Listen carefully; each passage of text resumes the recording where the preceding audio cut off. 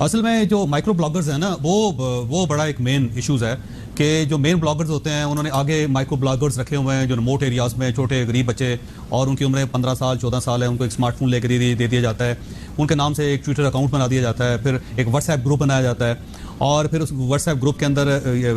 Tweets ڈال دی جاتی ہیں، وہ اس کو ٹویٹس کو پوسٹ کر دیتے ہیں اور اس کے بعد وہ پھر ایک آٹومیٹک سسٹم ہے جس کے تحت اس کو انہینس کر دیا جاتا ہے، بڑھا دیا جاتا ہے اور اس سے ظاہر ہے وہ ٹرینڈنگ میں آ جاتے ہیں۔ جو مائکرو بلاگرز ہیں میر صاحب، جو اینڈ پہ جو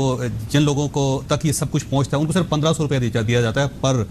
ٹویٹ کے، یعنی صرف 1500 روپے میں پاکستان کے خلاف آپ کسی قسم کی بھی ٹویٹ کروا سکتے ہیں، یہ اس کا ریٹ ہے بیسیکلی۔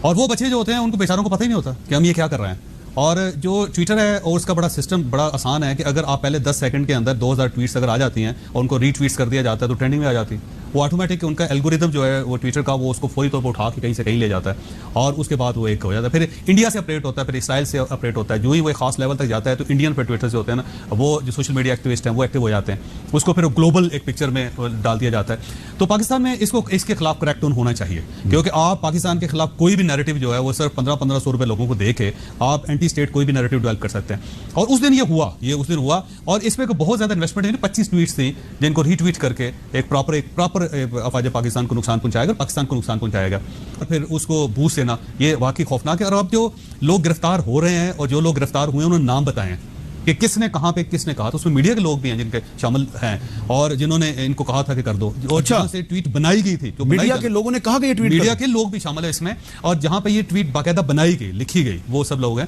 اور جب وہ سامنے آئے گا تو آپ بڑے حیران ہو جائیں گے۔ تو اس کا مطلب یہ ہوا کہ آپ پاکستان میں کچھ بھی مثلا آپ کے خلاف، تو میں کہتا ہوں ہمیشہ آپ کے خلاف ہوتا ہے کچھ نہ کچھ،